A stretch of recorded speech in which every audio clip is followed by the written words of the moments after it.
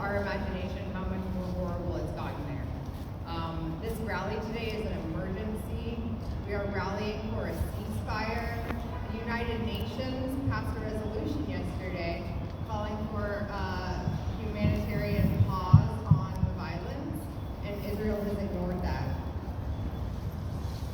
So here we are today rallying for a ceasefire, asking for Senator Merkley to back a ceasefire. As of now, all 4 of our Portland representatives in Congress have not backed a ceasefire. The people are speaking out all over the world, and yet our representatives have not listened, have not changed, are still doing the cowardly thing. So today we're standing up and all uniting, coming together for ceasefire. We'll have a few speakers here. I'm just gonna echo what they're gonna say in terms of keeping today peaceful. We're uniting to do a peaceful demonstration as the people of Portland, speaking out for Gazans. So with that, free, free Palestine! Free, free Palestine! Free, free Palestine! Free, free Palestine! From the river to the sea! From the river to the sea! Palestine will be free! Palestine will be free! Thank you, and I'm going to introduce our first speaker, John.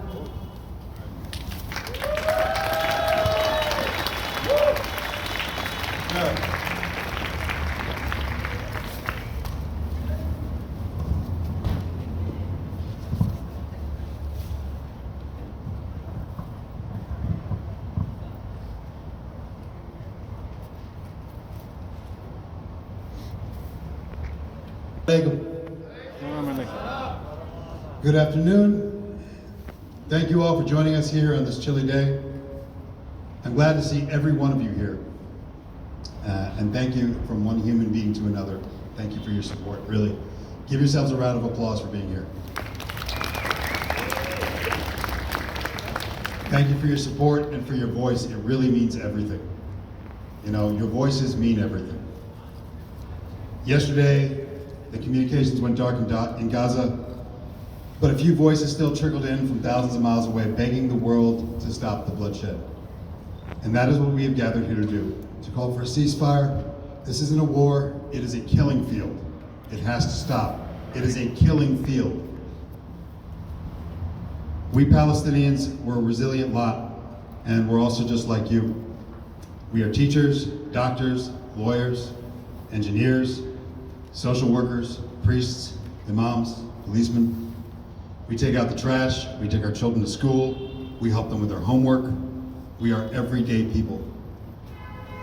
And as people, we are burdened with the knowledge of what it means to be free. The eye can see it, but the hand cannot reach. It can't grasp it. For decades, the entirety of my lifetime, we have lived in exile and in open-air prisons. We are not free, and today we are dying at untold numbers. You know, it has to stop. Yesterday, the United Nations General Assembly passed a resolution calling for an immediate, durable, and sustained humanitarian truce leading to the cessation of hostilities. Last night, Gaza experienced the worst bombing since the war began.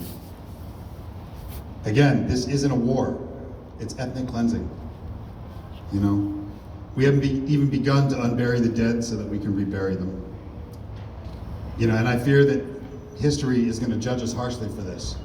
You know, unless we lift a cry to the heavens that is so loud and so beautiful that on the day of judgment we will be counted among those who took a stand. We have to take a stand. I think of the thousands of children now in heaven. You know, I see their lifeless bodies like a lot of you on TV, and you know, I think of my own daughter, and I wonder, is this the world she has to grow up in? You know, is it a world no better than 1935? You know, a world no better than 1948? A world of lost and broken generation of Palestinians so mutilated by their occupiers that they will crumble as a people, and that our memory will be erased from the earth? A world ruled by fear? My answer to this future is no. No. No, brothers and sisters, I will not stand for it. I also want to tell you that my soul is not for sale, and I'll say it again, my soul is not for sale. Yeah. And that's why I'm calling for unity today. Love has to win. And to speak of love in times like this is difficult, but we can't falter in this. You know, I know that we're all filled with anger and sadness and injustice of this atrocity, but we must also congratulate ourselves on the love and compassion that made us care enough to be here today. Yeah. Last night when I was praying and this morning I asked God to help me help my people. To help me help my people. And his answer was to stand for love. We have to stand for love, we have to stand for honor, and we have to be the heroes of our own story. So I'm asking you to stand with me for the love of humanity again with a single word. Ceasefire. Ceasefire. Ceasefire. Ceasefire. Ceasefire. Ceasefire. Ceasefire. Ceasefire. Ceasefire. Ceasefire. Ceasefire. Ceasefire. Ceasefire. Ceasefire. I have a message for the Jewish Federation and for the ADL here in Portland. I'm willing to talk to you anytime. I'm willing to sit down and talk about how we can have security for our own communities. So at any time, reach out to me. I'm here.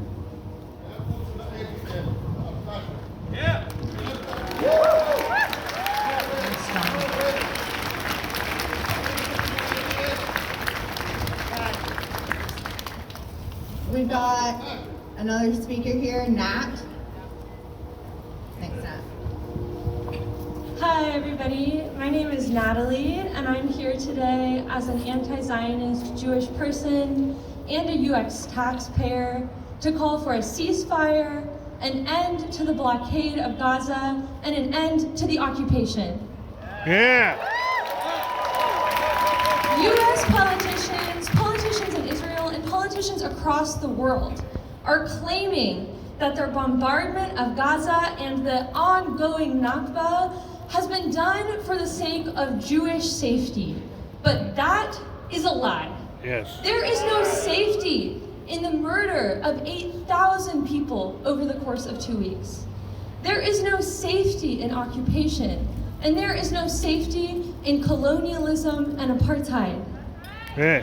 And frankly, I think there is no peace for my ancestors and for all of our Jewish ancestors that their names are being used and their trauma is being used to justify this violence against other people. So, if not Jewish safety, then why is this going on?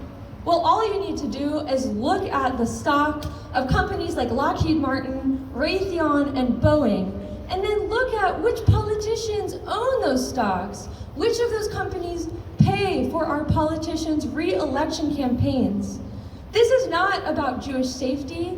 This is about US politicians and corporations getting rich off the death of Palestinian children. Yeah. And frankly, I think it is sick that the legacy of Holocaust survivors, that the legacy of survivors of all kinds of genocides across history, that hundreds of years of Jewish trauma is being used to cover up what is actually an attempt to expand the US military-industrial complex. Yeah.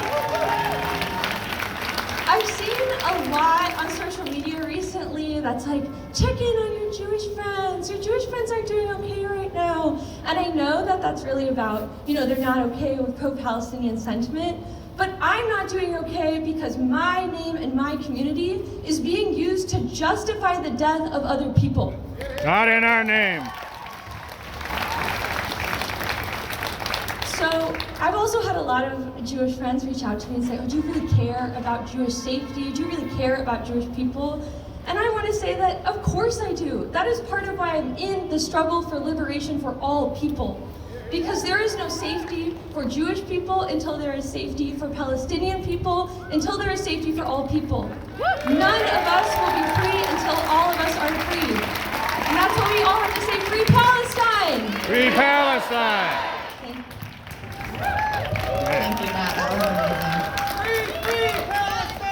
Free, free Palestine!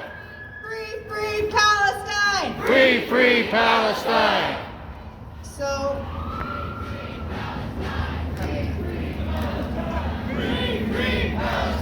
Free, free Palestine!